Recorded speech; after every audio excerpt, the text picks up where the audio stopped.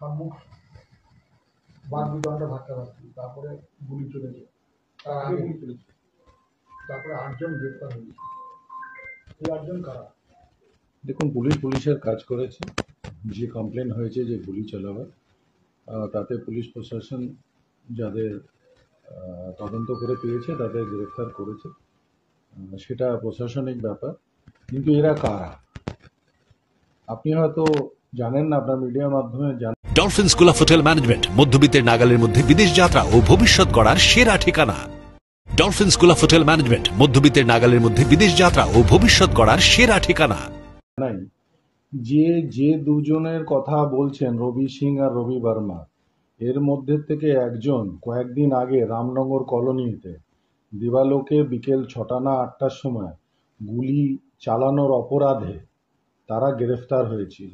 তাহলে আপনি বুঝতেই পাচ্ছেন যে ওই গাড়িতে কিরকমভাবে দুষ্কৃতীরা ঘুরে বেড়াচ্ছিল। যারা একটা পাড়ার মধ্যে যে কয়েক রাউন্ড গুলি চালায় এবং মানুষকে আহতও করে, তো সেই রকম দুষ্কৃতীরা এই গাড়িতে ছিল। এখন এটা দুষ্কৃতী ভার্সেস দুষ্কৃতীর ঝগড়া, আমার তো তাই মনে হয়। কারণ এ তো কোনো পলিটিক্যাল ঝগড়া নয়। পলিটিক্যালি কোনো রকম কোনো ঝগড়া এখন পর্যন্ত মার্কেটে দেখা যায়নি। যে হঠাৎ করে সকাল থেকে ভালোই চলছিল, হঠাৎ কি করে ওই গাড়িকে লক্ষ্য করে গুলি চালানো হয়েছে, এটা তো আমার বড় আশ্চর্য লাগছে। আমার মনে হয় এটা একটা সাজানো গল্প।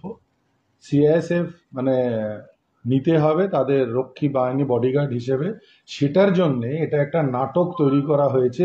এই ছেলেগুলো সম্পূর্ণভাবে, আমার যতদূর খবর, তারা এই ব্যক্তি যার নাম আপনারা করছেন তার সঙ্গেই থাকতো। কেন এই রবি সিং না রবি বর্মা কোনটা আমি জানি না, কয়েকদিন আগে রামনগর কলোনিতে গুলি চালানোর অপরাধে ধরা পড়েছিল এবং তার সাথে অনেক সাকরেত। এখন সেই সাকরেতগুলো এরা কিনা সেটাও আমি জানি না। তাহলে এটা একটা সাজানো গল্প, আর তৃণমূলকে বদনাম করার জন্যে এটা সাজানো গল্প বাই কনস্পিরেটর অর্জুন সিং। অর্জুন হচ্ছে একটা চালাক চিটিংবাজ লোক, যিনি 420 গিরি করে আজ পর্যন্ত এখান পর্যন্ত এসেছে। সেজন্য ওই লোকটা কোনো রকম কোনো একটা ধান্দাপানি করেছে। ছবিতে দেখা যাচ্ছে গুলি ছুটছে গাড়িতে। সে হতেই পারে, কে ছুটছে তাদের পুলিশ অ্যারেস্ট করবে। পুলিশ অ্যারেস্ট করবে। আর আমি তো আপনাকে বলছি যে এই যে রবি সিং বা রবি বর্মা, এরাও তো দুষ্কৃতী, এরাও তো ক্রিমিনাল। কয়েকদিন আগে গুলি চালানোতে তারা ধরা পড়েছিল। তাহলে তাদেরই এরা সঙ্গী সাথী কিনা সে কে জানে। তাদের সঙ্গে থাকে না কার সাথে থাকে, শুধুমাত্র গুলি চললে বোম চললে তারা হচ্ছে টিএমসির লোক, এটা কোথার থেকে প্রমাণিত হচ্ছে? আমি এটা দায়িত্ব নিয়ে বলতে পারি যে যারা বা যেই এরা আছে, এরা সবটাই ওদেরই লোক। আমাদের কোনো ইনস্ট্রাকশন বা কোনো জায়গায় কোনো ছিল না যে কোনো ঝুট ঝামেলা হবে। ঝুট ঝামেলা পর্যন্ত আমরা করিনি সকাল থেকে নিয়ে কোনো জায়গা পর্যন্ত। তাহলে কেন হবে? তাহলে এটা একদম ইচ্ছাকৃত একটা সাজানো ঘটনা। আর এটা আমরা কি করে বলবো? প্রশাসনিক ব্যাপার। আর এটা তো ওদেরই লোক, অর্জুনেরই লোক। এরা হচ্ছে অর্জুনের লোক, যারা ধরা পড়েছে সবই অর্জুনের লোক। কেন এরাই ওই রামনগর কলোনিতে গুলিগালা চালিয়েছিল। এরা সম্পূর্ণ ওদেরই একটা গ্যাং। সেই গ্যাংয়ের মধ্যে কি হয়েছে সাজিয়ে করেছে যে একটা গুলি চালিয়ে দিবি তাহলে আমি সিআইএসএফ পেয়ে যাব, ন্যাশনাল নিউজে চলে আসবো। এইসব হচ্ছে একটা সাজানো গল্প, আমাদের সঙ্গে কোনো সম্পর্ক এটার নেই। বিজেপির তরফ থেকে তাকে বারবার আপনাদের বিরুদ্ধে অভিযোগ করা হচ্ছিল, কি মোটিভ নিয়ে করতে পারে? এটা হচ্ছে, এক তো হচ্ছে যে রবি সিং বা রবি বর্মা, এই দুজন কয়েকদিন আগে রামনগর কলোনিতে একদম ভর পাড়ার মধ্যে গুলি চালানোতে এরা অ্যারেস্ট হয়েছিল।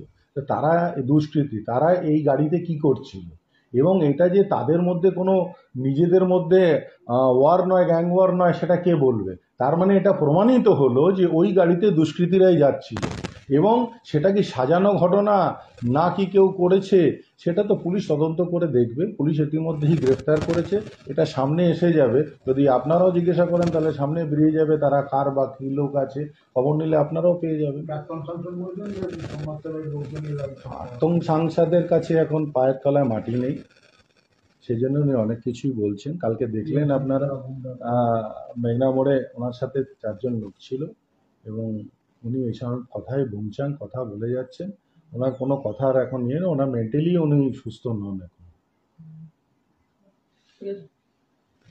Dolphin school of hotel management মধ্যবিত্তের নাগালের মধ্যে বিদেশ যাত্রা ও ভবিষ্যৎ গড়ার সেরা ঠিকানা।